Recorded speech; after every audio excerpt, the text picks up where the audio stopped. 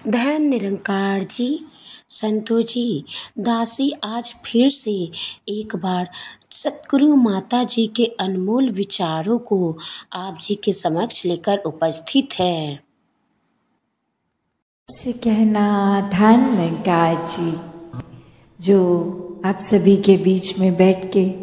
ये सत्संग, ये निराकार, ये परमात्मा की महिमा और हर एक के मन के भाव भक्तिमय, चाहे वो साधन संगीत का हो, कविताओं का हो,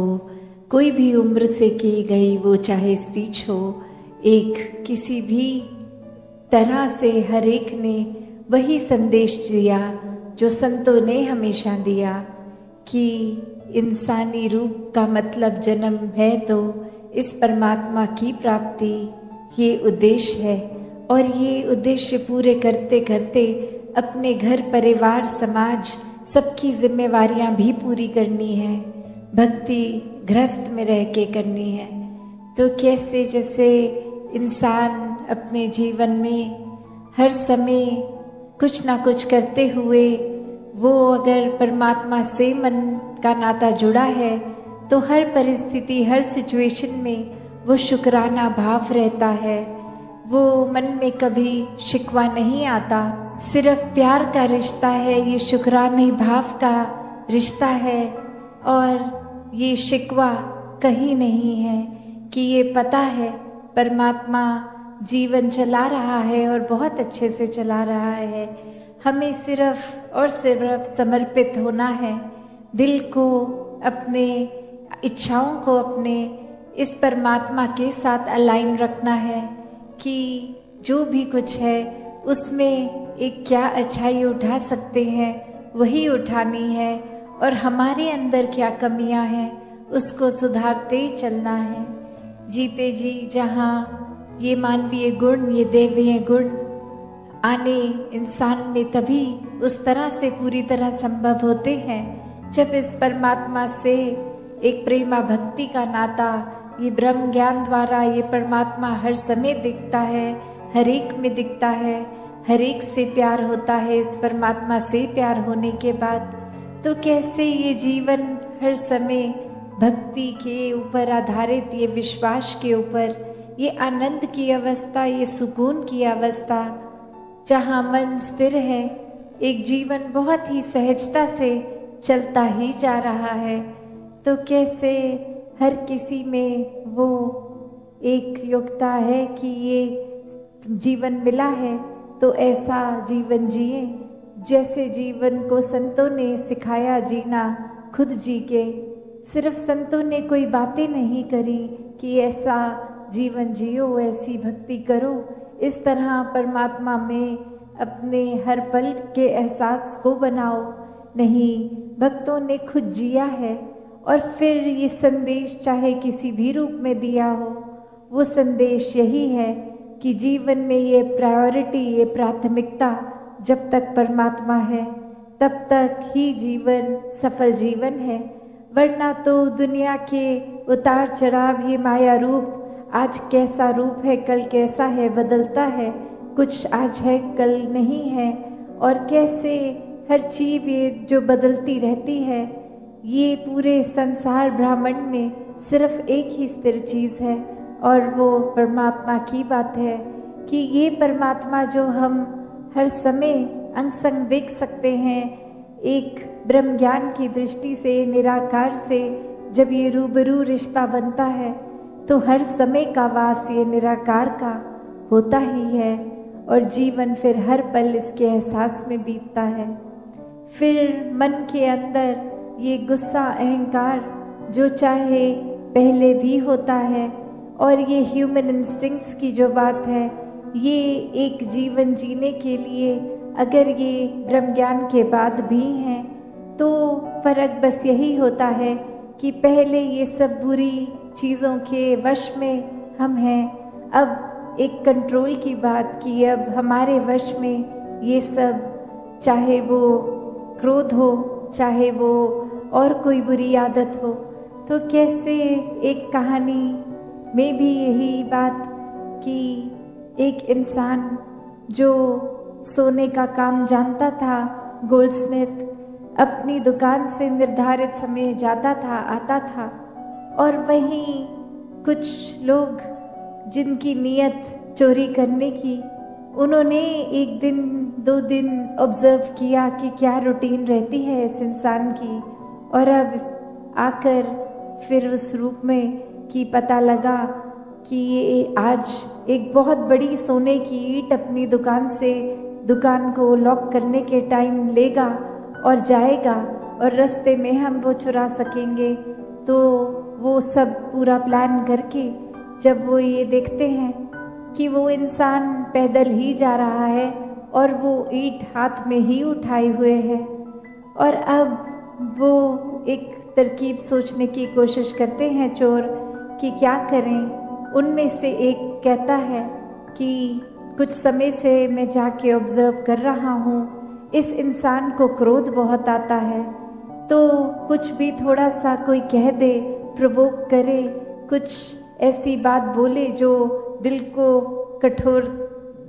की तरह लगती है, एक दिल को दर्द देती है, तो उसी समय ये इंसान क्रोधित हो जाता है। तो इसको क्रोधित कर देते हैं, शायद कोई तरीका मिले उससे फिर वो ईंट लेने का। और वहीं एक एक करके कोई उसको आके कोई बात बोलता है, कोई कुछ बोलता है, कोई किसी तरह फिर उसके ऊपर कुछ पानी उड़ेल देता है, कोई उसके पैर पे कुछ सामान जोर से पटक देता है, कोई अलग अलग तरीकों से उसको क्रोध देने की कोशिश। और वहीं वो अपनी आदत से मजबूर इंसान एक थोड़ा सा भी एक स्टिमुलस मिलते ही वो क्रोधित भी हुआ, और फिर किसी तरह पहले तो कम क्रोध में सिर्फ कठोर वचन बोले, फिर करते करते जब अंत में वो अपने आप को संभाल नहीं पाया, तो उसको हुआ कि मैं कोई चीज़ से इनके ऊपर ये दर्द पहुंचाऊं, कुछ फेंकूं जोर से, और अपने हाथ में सिर्फ वो सोने की ईंट ही थी, वही उठा के जोर से मार दी। तो अब इस कहानी में अगर हम फायदे की बात सोचें तो ये नेगेटिव माइंडसेट वाले इन्होंने जो ट्राई करना था वो अचीव भी कर पाए, क्योंकि वो इंसान अपने क्रोध को काबू में नहीं कर पाया। कैसे फिर एक कीमत जानते हुए भी कि इतनी कीमती चीज़ मिली है, उसको पल में गवा बैठा सिर्फ क्रोध के कारण। तो कैसे ये जीवन में ऐसी कितनी परिस्थितियाँ हमारे भी आती हैं कि क्या किस समय एक पेशेंस चाहिए, एक अपने मन को विशाल करना है कि कोई कुछ कह रहा है, कर रहा है, वो इग्नोर करना है कि कोई बात नहीं, उसने अगर कर दिया, मैंने अपने ऊपर असर बुरा नहीं लेना। एक जैसे बोलते हैं कि एक चाल अपनी घोड़े की जो होती है, वो आगे आंखों के आगे एक ब्लाइंड टाइप लगा देते हैं जो ना दाएं देख सके ना बाएं, बस सीधा चलता ही जाए अपने रास्ते पे। तो संतों का भी जीवन यही है कि नज़रिया, ये दिल दिमाग सब कुछ इस परमात्मा पे टिका लेते हैं। फिर कोई तारीफ करे या बुराई करे, कोई मधुर बोले उनके साथ या कड़वा बोले, उनका जो अपना स्वभाव है, अपनी संत प्रवृत्ति वाली चाल है, वो तो उसी तरह कायम रहते हैं। उनको अपने मन में ये पीस मिल गई, सुकून मिल गया, स्थिरता मिल गई, तो फिर एक बाहरली क्या ये चल रहा है कुछ भी, उससे फर्क नहीं पड़ता, मन की अवस्था वही कायम एक जैसी। तो ऐसे ही चेतन होके भक्तों ने जीवन जिया है, और सभी के हिस्से ऐसा भक्तिमय जीवन आ सकता है। तो समय व्यर्थ ना करके जीते जी जब तक ये सांसें चल रही हैं, अपने आत्मा की पहचान इस परमात्मा से ब्रह्म ज्ञान द्वारा करा के ये जीवन को भी एक ठीक तरीके से, सुखी तरीके से जी लें, और इसी जीवन को जीते जी फिर ये मुक्ति, मोक्ष, साल्वेशन इसके हकदार भी बन जाएं। तो हर कोई ऐसा ही जीवन जिए जैसा इस परमात्मा के प्यार में पल पल जीना होता है। दातार सभी पे कृपा करे। सत संगत जी, धन निरंकार जी। साथ संगत जी, प्यार से कहना धन्यवाद जी। साथ में एक प्रभाव समाज पे भी इस तरह रहे भक्तों का शुरू से ही कि अपना भी कल्याण है औरों का भी कल्याण है। कोई भी काम भक्त किसी भी समय एक सेल्फिश होके सिर्फ अपने लिए नहीं करते। भक्तों को तो यही मन में होता है कि हर एक के दिल में ठंडक पहुंचे, हर एक के दिल में एक आराम हो, हर किसी के लिए एक भाव शुद्ध, हर एक कोई परमात्मा का ही रूप तो बहुत ही पूजनीय। किसी को भी भक्तों ने कभी चोट नहीं पहुंचाई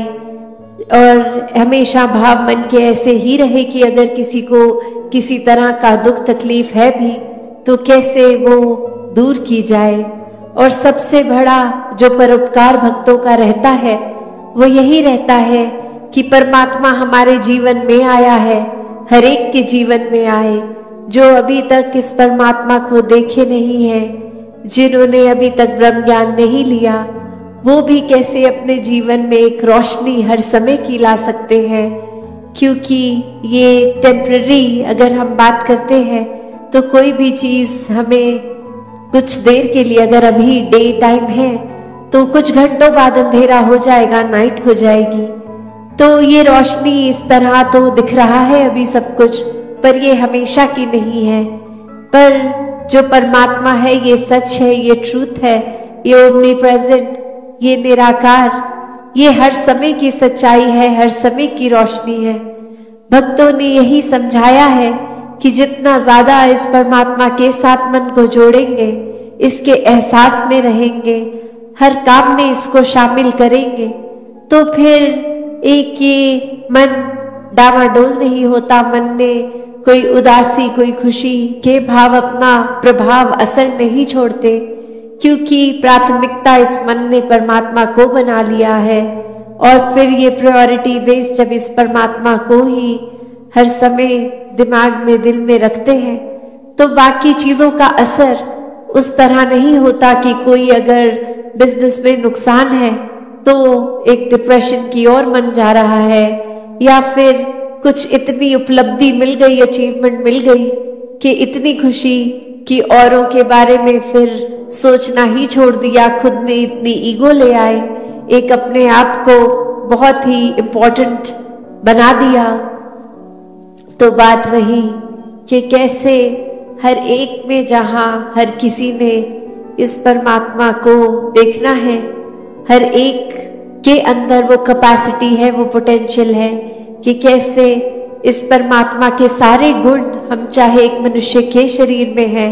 पर परमात्मा जैसे देवीय गुणों से हम युक्त हो सकते हैं, ह्यूमन वैल्यूज से युक्त हो सकते हैं।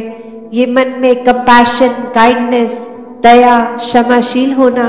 एक मन में प्यार का भाव, प्रेम का भाव, ये लव, ये सरेंडर, ये ब्रॉड माइंडेड होना, हर एक को एक्सेप्ट करना, हर किसी के लिए वही भाव हो कि ये इंसान से बहुत कुछ हमें सीखने को मिल सकता है। दिल कारण ना ढूंढे कि कैसे किसी से भी नफरत की जाए, हर किसी से फिर वही बात जो अभी सत्संग में भी हम सुन रहे थे कि ये एकत्व जब एस्टैब्लिश हो जाता है, ये वननेस स्थापित हो जाता है, तो वो वननेस कोई उस बात की बात नहीं है कि हर कोई एक जैसा दिखे। एक फिजिकली तो हर किसी के शक्ल, आकार, फीचर्स एक बहुत ही अलग है। कोई किसी रीजन के होते हैं तो एक ज्योग्राफिकली रहने की वजह से उस तरह एक कल्चर और अपीयरेंस से खाना पीना वैसा हो जाता है, और दूसरे कहीं देश में, किसी और राज्य में, अपने देश में भी हो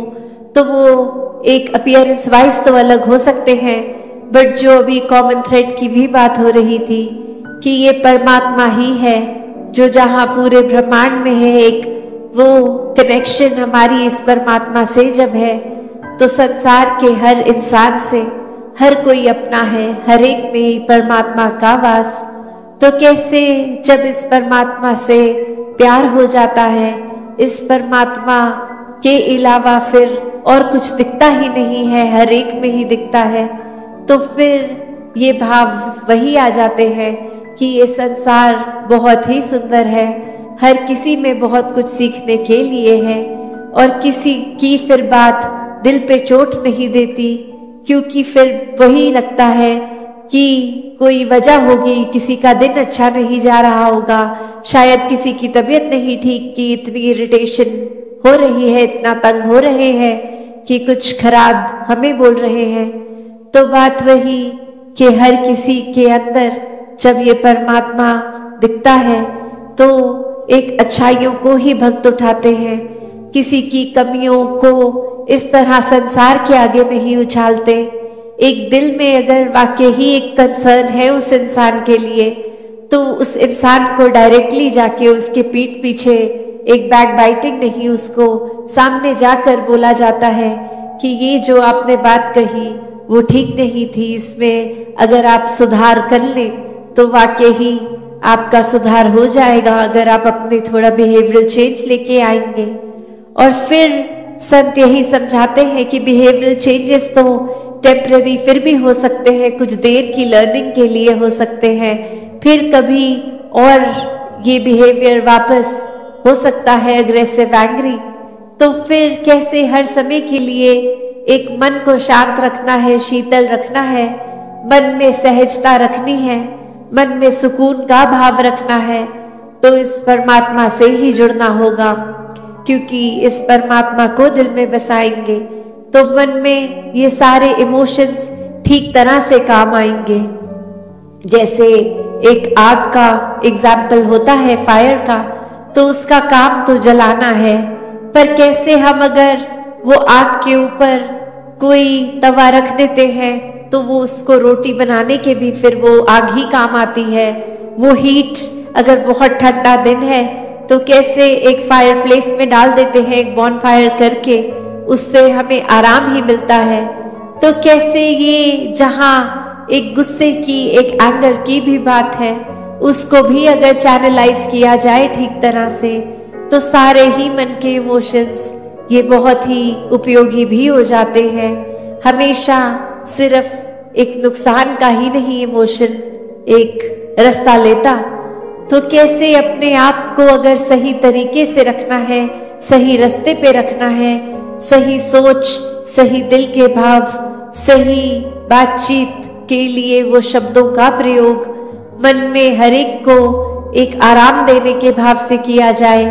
तो फिर एक सामने वाले का भी हम वो सुधार कर लेते हैं। शुरुआत चाहे अपने आप से ही करनी है, पर फिर भी अगर किसी की कोई एक बात ठीक नहीं तो उसको बहुत आराम से कन्वे करके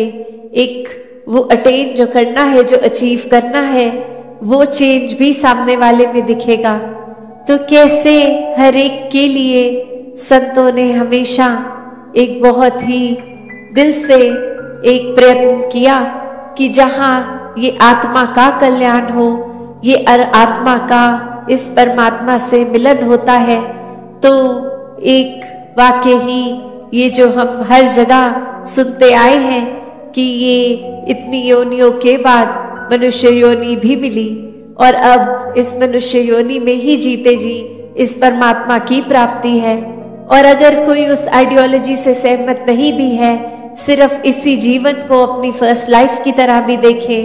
तो भी कितना कुछ है जो जीवन का समय, कितना टाइम है जो हमें मिला है, इतने साल मिले हैं, उसको हमने कैसे जीना है, उसको हमने किस तरह पॉजिटिवली, कंस्ट्रक्टिवली हर समय को जीना है। ध्यान निरंकार जी, लाइक, सब्सक्राइब और गेट नोटिफाइड जरूर करें।